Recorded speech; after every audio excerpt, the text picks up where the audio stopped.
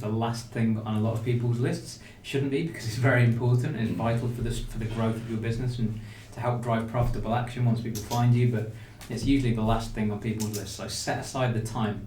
Tea with Tobi, tea with Tobi, tea with Tobi, tea with Tobi, tea with Tobi, tea with Tobi, tea with Tobi, tea with Tobi. Hi, I'm Cameron from Smooth Digital and welcome to Tea with Tobi, the show where we ask and answer the questions playing on the minds of care sector's business leaders. This week's episode is sponsored by everyLIFE Technologies, and we'd like to thank Google for allowing us to use their podcasting studio. So let's kick off the show with a few words from our Marketing Strategy Director, Tobi Alli-Usman. Cameron, thank you so much.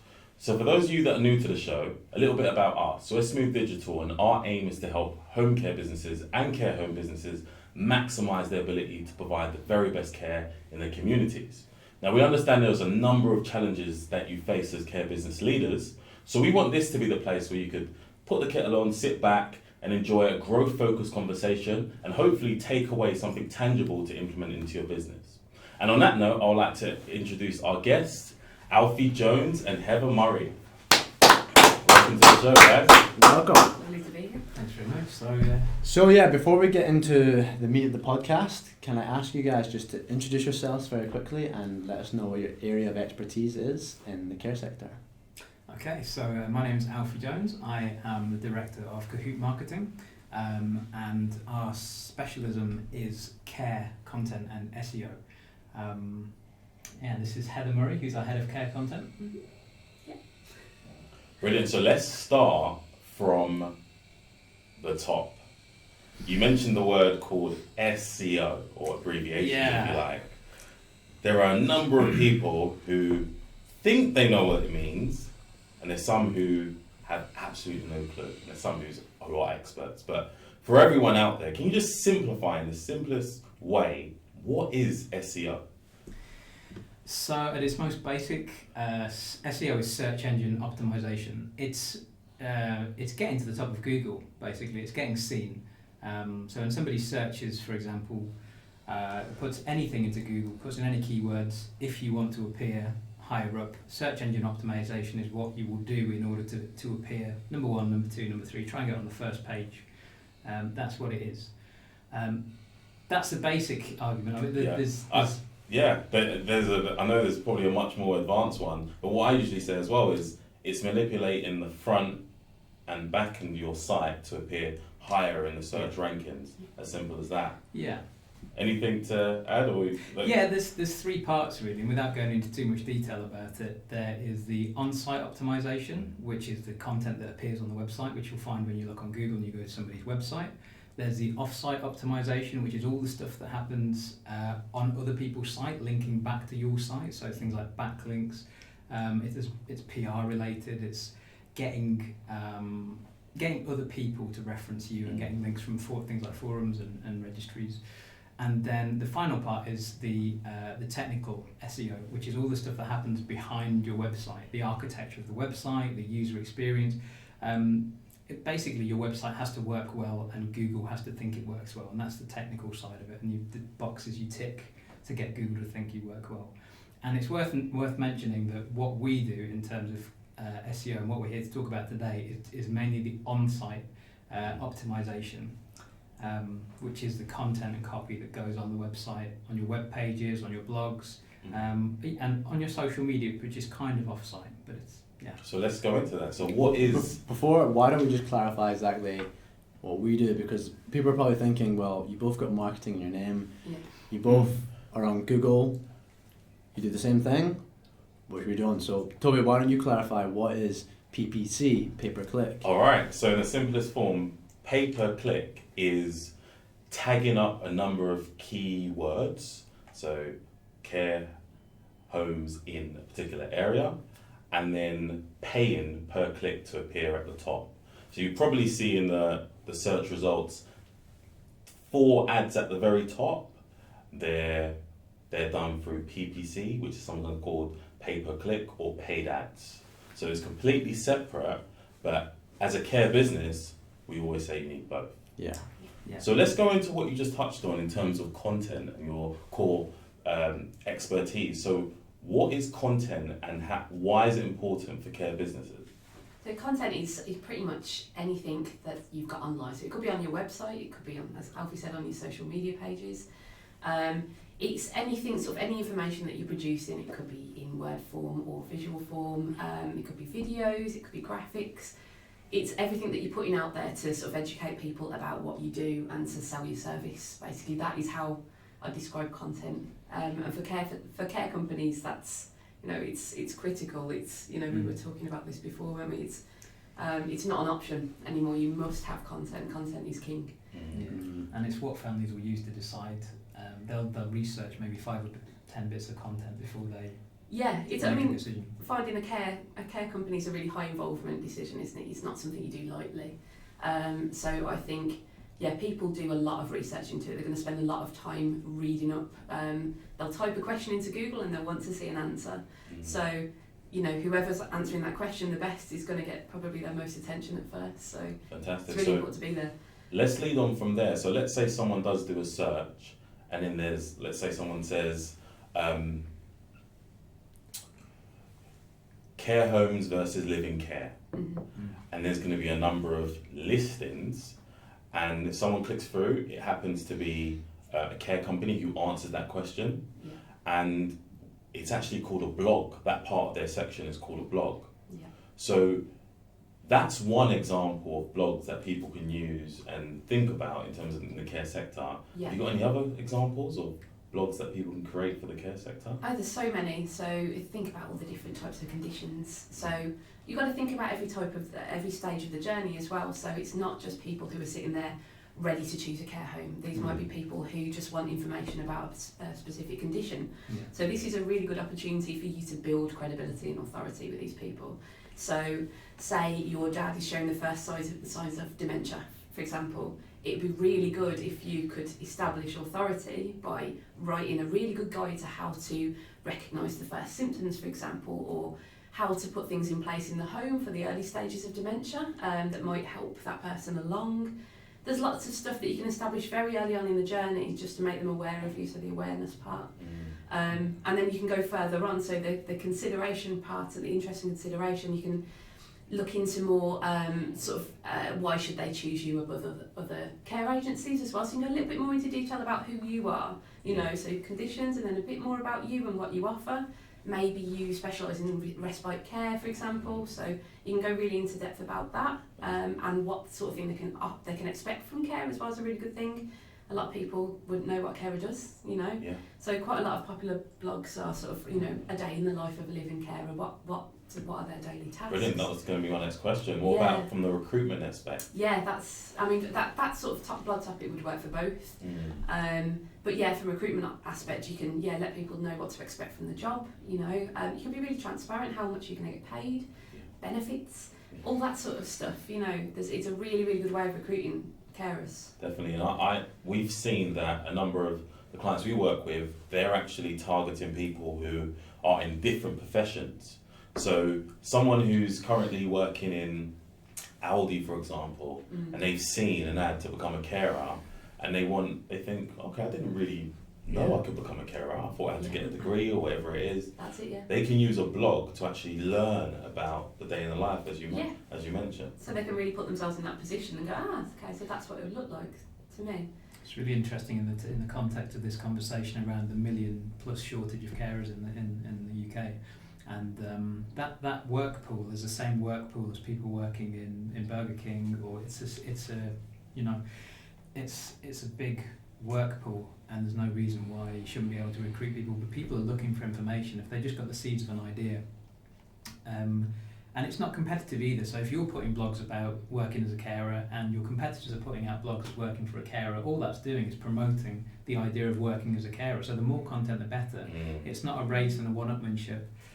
All of this stuff does help.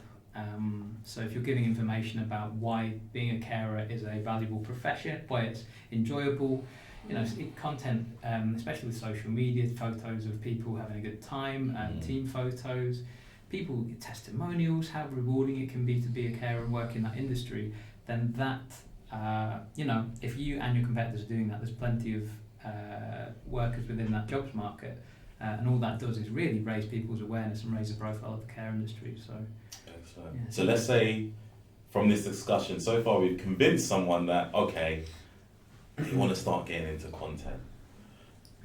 There is a structure behind this, right? Some people may think, you just whip out your laptop and start typing away, but what is the structure? Is there a way that they should start thinking about this? Is there a beginning, middle, end? I'd say that's better than not doing it. If it's a choice between doing content and not doing content, something, as long as it's not wildly inaccurate and or illegal, then is better than nothing. So it's important to know that some content is better than no content. After that point, I think there's definitely a structure. It depends, again, there's this conversation around SEO, and it's quite a complex thing and people don't understand what SEO is. Keywords is a little easier, and this is where there's an overlap, where SEO can actually work really well with pay-per-click, because the keywords that work really well for pay-per-click, conventional wisdom always says they will work really well for content as well. So if you have both running side by side, they can actually inform each other. It can be a really positive process if you have them both running together. So the base place to start, if you are looking at creating content from an SEO perspective, is to think about what are people looking for, and then there's a process of gathering data around that. So it's really, you need to check in with your sales team, or if you're the one taking the calls, make sure you're asking people, what did you type into Google to find you? And this is a tricky conversation. Most people won't remember. So you need to be thinking about it. It needs to be front of your mind. What are people putting into Google to find you? And I'm sure you... And what you said is completely right. We've got some joint clients, and once we get to a point where these are the 20% of the keywords that are generating 80% of the leads, we want to share that with you guys, so you guys can build content around it. So that when someone does type that keyword into Google, by the way, a keyword is just a phrase something someone types into Google. So when someone does type that keyword into Google, you're there on the ads, you're there organically, and also there on your Google My Business listing. And this might be a good opportunity to talk about Google My Business listing in the directory. So tell us a little bit about that. Google My Business. Sat in Google right now. They're not paying us to talk about it. Not that we know of. So Google My Business is basically a directory. It is Google's directory that for physical businesses that have a physical location. You can, if you have a headquarters anywhere, or if you can get around it even if you don't have a physical location, but typically you want to be seen to have a walk-in premises that people and customers can actually come in and see you. Why is it important? Well, because on Google you've got your paid results, and then you've got your organic results below that, but then next to that your business listing can appear, your Google My Business listing. And at its most basic, it is just a directory listing like you would register in online yellow pages, or there's other called Bing, or online care directories. But the reason you would especially list in Google is because Google obviously runs the internet. It runs search engine. Yeah. It is the leading search engine, so it gives you leverage. So there's that side of it, but Google is not the only directory, and this is important to realise. A lot of people get registered with Google My Business and think, job done, that's great, that's sorted now, I'm registered, I'm going to appear, and you'll appear in search results for your name. But if you want to build authority, you really want to be registered with a large number of different registered providers. So Bing, Apple, Yale. There's depending on your business, whether it's what kind of business it is, you want to be registered with a great number of directories, and that will help your authority and your SEO. Google My Business is a very good place to start because it allows you to upload pictures. It also allows you to post social posts. That's an important point, I think, because we use it a lot as well, where on the search results page it's just all text based, but if you've got the Google My Business listing with the images, that's an instant thing that stands out to people. And reviews as well, which is a double-edged sword, because you've got to keep them up to date. You have a Google My Business review, Google My Business page, then you've got reviews. People can leave you a review, and anyone with thumbs and a smartphone can leave you a bad experience. If they've had a bad experience, So it's really important to keep on top of that and reply to those as well. So we're going a bit off topic. No, that's good. It's good. It's a subject actually we're going to be covering as well, and it's important. So with the Google My Business as well, one of the areas that you do quite a lot on the Google My Business profile is posting content there.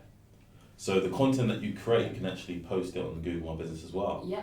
But just also, let's say for example, a business sets out to create, 3 or 4 bits of content a month. Mm-hmm.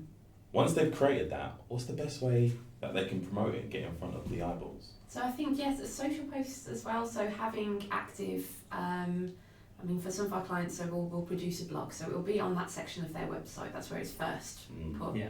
And then we'll put it across their social. So the Google My Business, we'll put it there. You can put it as an article on LinkedIn. So it's really good to have particularly if you're going for more sort of higher net worth private clients, LinkedIn is a place to be. Definitely, there's not a lot of people doing that at the moment, and it's a really good idea to get there.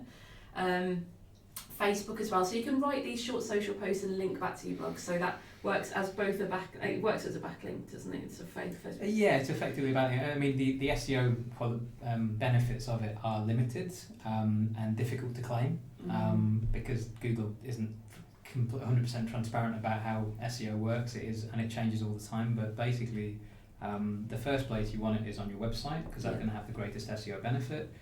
You're going to then, that helps to generate traffic back to your website. But yeah, link into it from social media, and like you say, LinkedIn is a good place to be if you are looking for higher end premium clients, and there's some really good strategies on LinkedIn which we've developed that are quite interesting. Then you mustn't forget about, people would write off Instagram, but then, if you're looking to recruit a younger pool of carers, it's a perfect place to be, but you have to do it right. That's a whole other conversation. It's a completely different type of platform, but it can really work. So in terms of doing it right, we pump out quite a lot of content. Yeah. And on a Monday we have a marketing meeting. We say, what's next week's content? Mm-hmm. Now you guys produced, and we raffled it off in the Christmas raffle, a content calendar, which we wish we had ages ago. So. For everyone on the audio, Alfie is holding up the content. Proudly. Yeah. A lot of work by Katie on our team actually to give her a shout out. She put a heck of a lot of work into this, and it lists a very, very large number of different days, weeks. So things like International Day of Person with Disabilities, and then some fun stuff as well, like Christmas Jumper Day. And it's just a reference for if you're stuck and you're wondering what to post, like you have your marketing meetings. Yes. What do we post? What's relevant? What's engaging? Well, there's nothing more relevant than days of awareness, Autistic Pride Day, National Best Friend Day, just lots of stuff to do with care, well-being, health. But it's important with social posts, sort of the 80-20 rule, it changes, but you're not supposed to do sales. It's all about me all the time. Nobody wants to follow that. It's really important to, these days do help just putting interesting stuff on your Facebook. You wouldn't want to follow a Facebook page if it was, just all somebody just selling themselves every single day. You want some interesting stuff, some warming stories perhaps, being really hyper-local if you possibly can as well is great. So what's happening down the road, that type of thing, if there's something happening in the local community, perhaps there's a spring fair going on, that's the type of thing that get people at the allotment. Just got an allotment, so that's all I talk about at the moment. So if there's something going on that's interesting, people will tag their friends, what would you interact with? You've got to think about that, and it all helps establish sort of authority and trust and interest. And that's super helpful. So how can people get their hands on one of those content calendars? They can just email me, heather@cahootmarketing.com. Just email me and I'll get you one posted out, or we can do a digital version as well. So, fantastic. Right. Now, so why don't we just take a break there, and we'll be back very shortly. Tobi, we really need private paying clients into our care business. We don't understand the world of digital technology, digital marketing. What should we do? Look, that's the question we get a lot from businesses within the community. So what we've done is we've put together an ebook called the Care Growth Blueprint, which is a step-by-step guide on the marketing steps you need to put in place to attract private paying clients into your business. So download the ebook, the link should be in the description below, and enjoy the rest of the show. Welcome back. So someone out there is convinced that they're going to take content serious for 2020. We like to get really practical in this show. So can you share kind of a couple of steps that they can take in order to effectively do it? Yeah, 100%. So the first thing I'd say is set aside time to do it. It's really difficult. Content is the last thing on a lot of people's lists. It shouldn't be, because it's very important and it's vital for the growth of your business and to help drive profitable action once people find you, but it's usually the last thing on people's lists. So set aside the time. If that for you means turning off your emails, and if you're busy managing a care business, responding to 101 requests, it means taking that time out, because you need to focus and you need to just get absolute clarity. Once you set aside that time, decide how frequently you're going to do it. So if you can commit to posting once a month, great. If you can commit to posting every week, great, but commit to that and decide the frequency of the content that you want to post. And then from there, it's just about drafting up a list of topics, relevant topics that are interested based on maybe based on some of the keywords you've looked at. But if that's already too much of a stress or pressure on your time to look for keywords, then it's literally just about talking about relevant things. And if you're talking about relevant things, then as we were discussing, the keywords will they come just happen from. naturally. Yeah, I think just think about what you're good at as well. You know, what are your specialist areas, and just write around those. You know, what could you possibly write? You know, have a brainstorm. Scribble everything down that you do, and then think, right, okay, what different perspectives can I approach this topic from? You know, people who are brand new to it, people who have been dealing with it for years. How can we help with that? How can we bring our company into helping you with that? There's a lot of stuff. You know, think about the questions that people are going to be asking at every stage of the journey, and try your best to answer them. That's really key. Or even just questions people do ask you. If someone asks you a question, write them down. Yeah. You can write an entire piece. You can write 5 pieces on just one question. You know. So and I think when it comes to writing them, sort of formality should be, you know, formal writing has no place, I think, in sort of care blogging. Let's talk about that a little bit more. So some people, we've seen some content, and it's kind of like they're writing they're submitting like an essay or exactly. Exactly. Yeah. How should they write their content? I think conversational. So write almost as you speak. So don't be afraid to use sort of constrictions. Don't put do not put don't. You know, people. It's just easier to read content that is written in a conversational tone. So remember, people are sitting on the bus and they're scrolling. They don't want, you know, sort of different sections. You know, sort of different numbered sections of really formal language. They want really easy to read, as if they were reading sort of a letter from a friend. It helps. It helps to establish so a knowledgeable friend. So how would they write? You know, say if you've got a friend who works in banking, you want to know something about banking, and they wrote you an email. Think of that sort of tone. You know, sort of helpful, informal, relaxed. Don't use acronyms. Don't try and baffle them with terminology. Keep it all simple and just easy to understand. I think that's really key. And are there any big no-nos when it comes to content? Things that you should not do? The formal language is definitely one of them. Yeah, don't write super formal. Don't lie. Yeah. Don't write anything online that you can't back up with proof. Don't make any kind of bold marketing claims. Yeah. I mean, don't try and be too technical. That was just saying about trying to beat Google. If you're aware of keywords, you know, there's a thing called keyword stuffing, and where people just try and get that keyword in as much as possible, and it just doesn't read right. Google are very aware of this now, and it's actually going to penalise you a little bit, you know. So just put things in naturally. Everything's meant to be natural. Yeah. Prioritise that user experience over, you know, trying to win Google, trying to gain Google, because that's never going to work. Yeah. People want to read things that are genuinely interesting and naturally written. And actually help someone. Yeah. So give them the answers of what they're looking for. That's it. So and sorry, just one last thing, breaking it down as well. I said not to use formal sections, but use subheadings. So remember, some people might have, you know, 20 seconds as they get off the bus, they can read one little section and read the rest later. You know, it breaks things. People scan a lot. A listicle is a really good thing as well. A really good tool. What is a listicle? A listicle is an article written in list form. So we've all seen them, sort of 10 of your favourite TV shows from 1990. You know, that type of thing. And there's just something in it that people like to read, and it's scrollable, it's easy to digest. So if you could do, you know, the top 10 things that a carer can help you out with, a visiting carer will do.